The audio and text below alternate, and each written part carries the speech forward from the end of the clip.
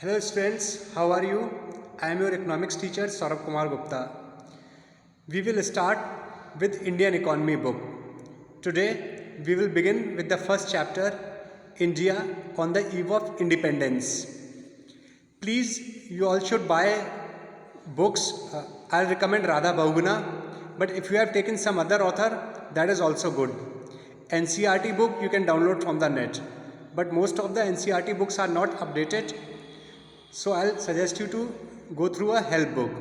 Now we begin the first chapter of Indian economy, India on the eve of independence.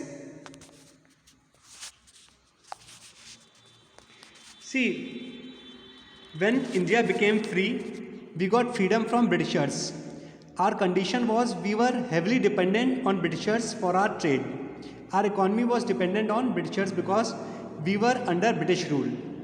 Now, before Britishers came to India, in India there was huge manufacturing activity. India was known in the world for handicraft industries, cotton, silk textile, metal, precious stone work.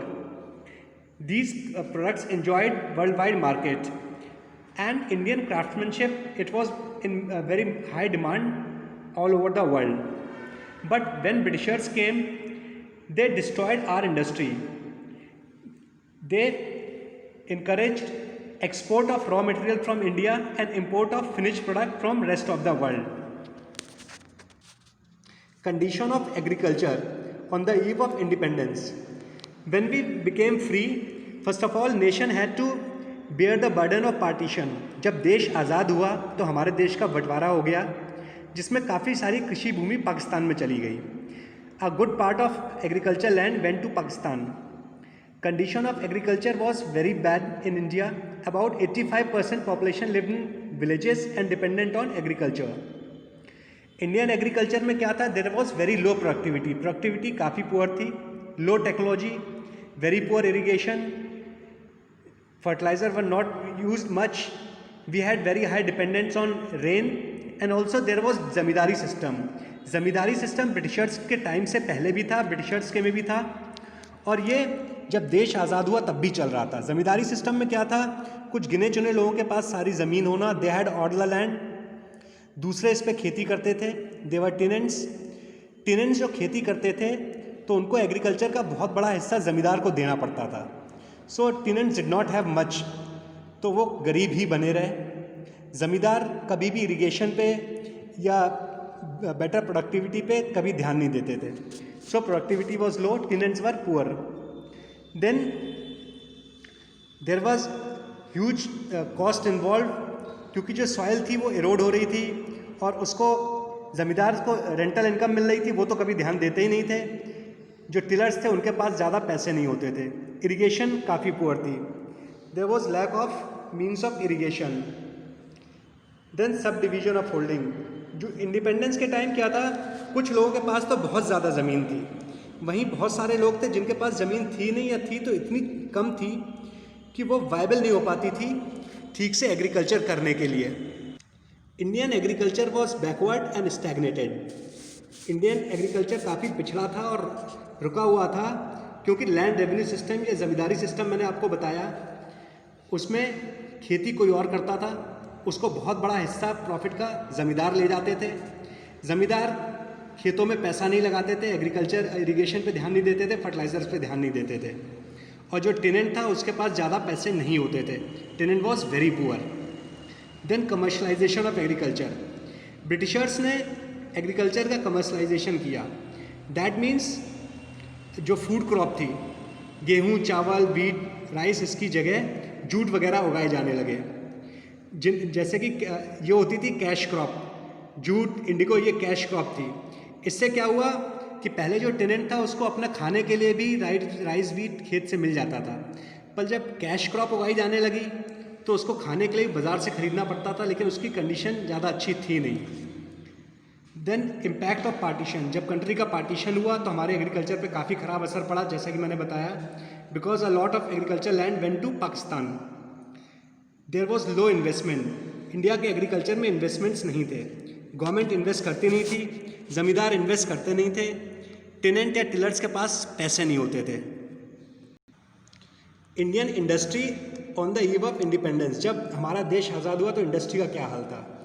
India की जो industry थी Britishers के आने के पहले, handicrafts, precious stones, metals, it was curbed by Britishers. Britishers ने Indian industry को ख़त्म कर दिया, टैक्सेस लगा दिए थे इंडियन मैन्युफैक्चरिंग पे। We were exporting raw material, हम ज़्यादातर रॉ मटेरियल एक्सपोर्ट कर रहे थे और ब्रिटेन से आया हुआ फिनिश प्रोडक्ट इंडिया में बेचा जाता था, जिससे डायरेक्टली फ़ायदा होता था ब्रिटिशर्स को। और हमारे हैंडीक्राफ्ट इंडिजिनस इंडस्ट्री को उन्होंने धीरे धीरे ख़त्म कर दिया।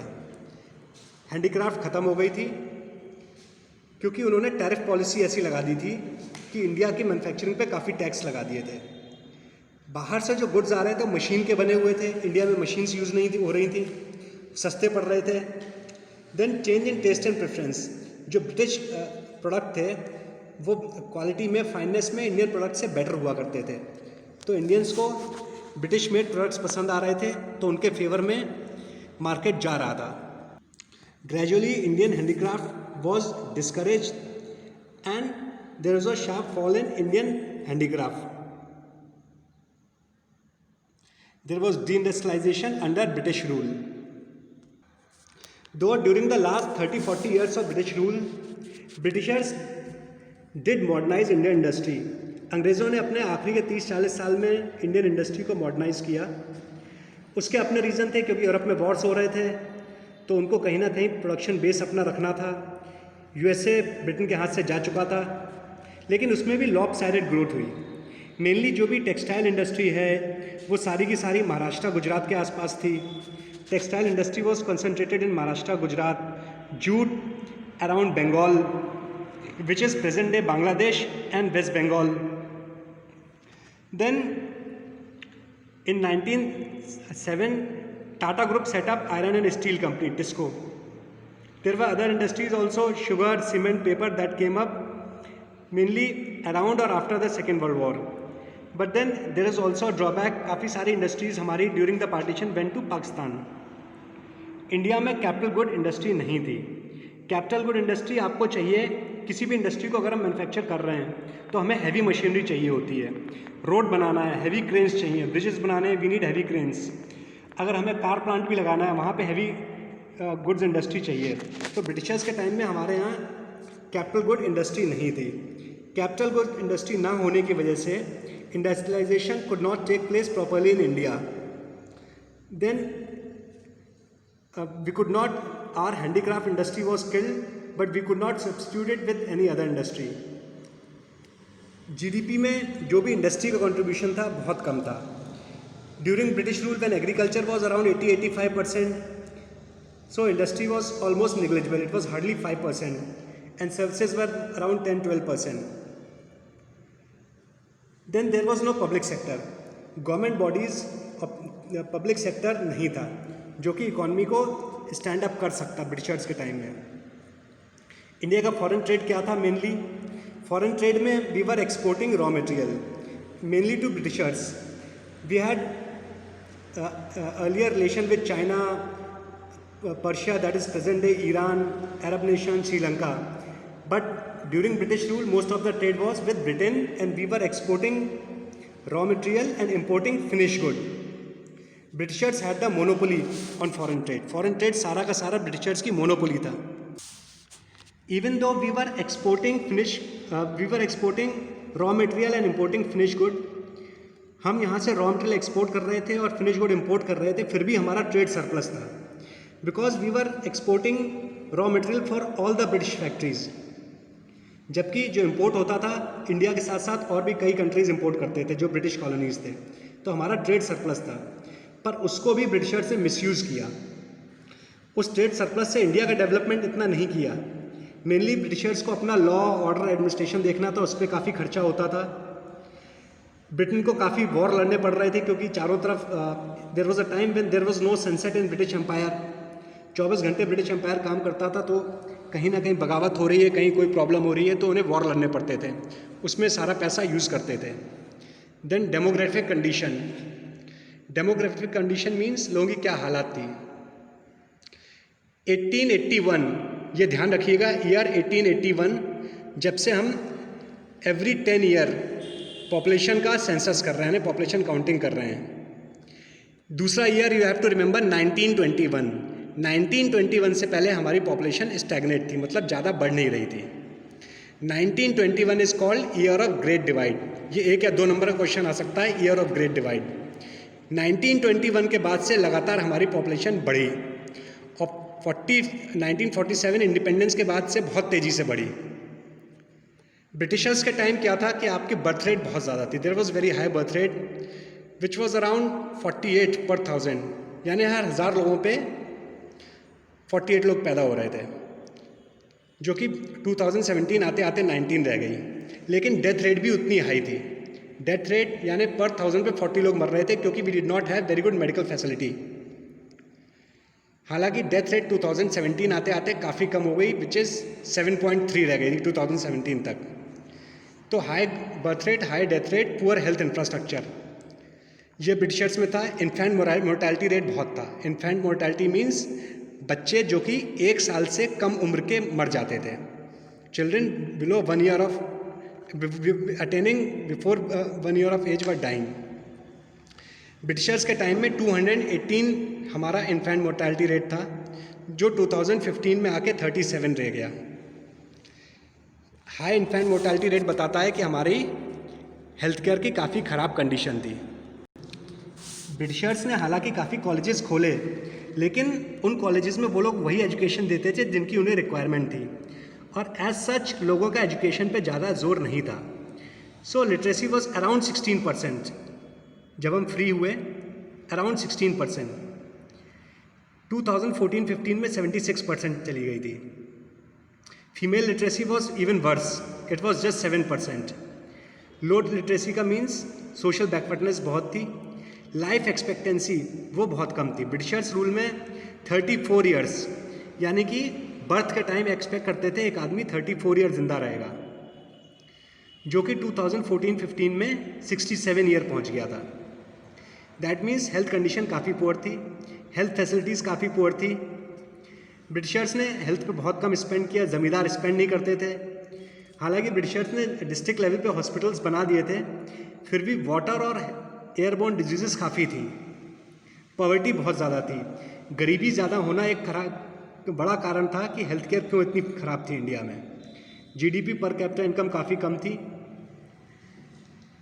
देन ऑक्यूपेशनल स्ट्रक्चर जो था, ऑक्यूपेशनल मीन्स किस बिजनेस जॉब में ऑक्यूपेशन में लोग ज़्यादा हैं। एग्रीकल्चर डोमिनेंट था, 75% था। रीजनल वेरिएशन थे, कुछ रीजन बहुत ज़्यादा डेवलप कर रहे थे, जैसे Madras which is state of Madras state में आता था present day Tamil Nadu, part of Andhra, Kerala, part of Karnataka. Bombay जिसमें आता था महाराष्ट्र आज का टुडेज गुजरात, बंगाल जिसमें वेस्ट बंगाल बांग्लादेश आते थे, ये डेवलप कर रहे थे। Most of the country was poor, that is Bihar, Rajasthan, Madhya Pradesh, Uttar Pradesh, Orissa, these areas were comparatively poor. ये रीजनल इम्बैलेंसेस बहुत थे। हालांकि कुछ एरिया में एग्रीकल्चर काफ़ी अच्छा जा रहा था, जैसे कि Punjab, some parts of eastern Rajasthan, some part of Orissa. Britishers ने इंडिया के इंफ्रास्ट्रक्चर के लिए काफ़ी काम किया, काफ़ी उन्होंने पक्के रोड बनाए, लेकिन फिर भी जो इंफ्रास्ट्रक्चर था इट वॉज वेरी शॉर्ट। जो रिक्वायरमेंट थी उससे काफ़ी कम था, और ऑल वेदर रोड, मतलब जो कि सारे साल काम किए जा सकें, वो बहुत कम थे। ज़्यादातर रोड ऐसे थे during the month of monsoon and rainy season वो यूज़ नहीं हो सकते थे। ब्रिटिशर्स ने जो रोड बनाए उनका मेन पर्पस था उनकी आर्मी मोबिलाइज हो सके, उनके रॉ मटेरियल मोबिलाइज हो सके, उनके ट्रेड में ईज हो। इंडिया में 1850, इस ईयर को ध्यान रखिएगा, 1850 में इंडिया में ब्रिटिशर्स ने रेलवे को इंट्रोड्यूस किया। 1853 से पहली ट्रेन चलने लगी। अगेन रेलवे इंट्रोड्यूस करने के पीछे उनका मेन रीज़न था उनको अपना एडमिनिस्ट्रेशन ठीक करना था, अपना ट्रेड ठीक करना था, अपनी मिलिट्री को मोबिलाइज करना था। जो सोशल बेनिफिट्स थे वो ज़्यादा नहीं थे, लेकिन धीरे धीरे जब बाद में रेलवे बढ़ता चला गया तो लोगों ने इंटरेक्ट करना शुरू किया और उसके बेनिफिट्स भी आने लग गए थे। मेनली वाटर और एयर ट्रांसपोर्ट, शुरू में केवल वाटर ट्रांसपोर्ट होता था। एयर ट्रांसपोर्ट टाटा ग्रुप ने शुरू किया था ब्रिटिशर्स के टाइम में। कम्युनिकेशन, मॉडर्न कम्युनिकेशन की जो नींव है वो ब्रिटिशर्स की रखी हुई है। इलेक्ट्रिसिटी ब्रिटिशर्स ने इंट्रोड्यूस की थी, टेलीग्राफ ब्रिटिशर्स ने इंट्रोड्यूस किए थे। 1852 ये याद रखिएगा, जिसमें पहला स्टैम्प रिलीज हुआ था। 1853 जिसमें टेलीग्राफ लाइन आई थी। अगेन ये सारे के सारे ब्रिटिशर्स ने अपने बेनिफिट के लिए किए थे, लेकिन इसका बेनिफिट बाद में इंडिया को भी काफ़ी मिला। ब्रिटिशर्स ने जो भी इंफ्रास्ट्रक्चर डेवलपमेंट किए वो अपने कॉलोनियल इंटरेस्ट के लिए किए, जिससे बड़ी टेरिटरी पे ध्यान रखा जा सके, ट्रूप्स मोबिलाइज हों, ब्रिटिशर्स के ट्रेड को फ़ायदा हो। उनका मेन मोटिव अपना बेनिफिट था, हालांकि उसका बाय डिफ़ॉल्ट पब्लिक को भी थोड़ा थोड़ा बेनिफिट मिलने लगा था। ब्रिटिशर्स में सब कुछ नेगेटिव नहीं था, कुछ पॉजिटिव्स भी थे। कई बार क्वेश्चन आ जाता है give some positive of British rule, जैसे commercialisation of agriculture. Food crop के अलावा उन्होंने कैश क्रॉप इंट्रोड्यूस की, जिससे फार्मर्स के प्रॉफिट्स बढ़े। कई एरिया में फार्मर्स अच्छा करने लगे थे, जैसे कि बंगाल के आसपास जूट, गुजरात के आसपास कॉटन। ब्रिटिशर्स ने जो इंफ्रास्ट्रक्चर डेवलपमेंट किया, रोड, रेल, एयर, उसका भी कंट्री को बेनिफिट हुआ। फिर आगे जाके हमने उसी इंफ्रास्ट्रक्चर को और आगे बढ़ाया after we got independence. Railway के आने के बाद भूख या फैमिन, फ्लड, इससे हमें काफ़ी हद तक निजात मिल गई थी। कहीं पे अगर फसल कम हो रही है, सूखा पड़ रहा है, अकाल पड़ रहा है, तो दूसरी जगह से अन्न आसानी से पहुंचाया जा सकता था। ये इंफ्रास्ट्रक्चर का बेनिफिट था। मॉनेटरी सिस्टम, जो आज हम मॉनेटरी सिस्टम देख रहे हैं, करेंसी सिस्टम देख रहे हैं, वो ब्रिटिशर्स का इंट्रोड्यूस किया हुआ है।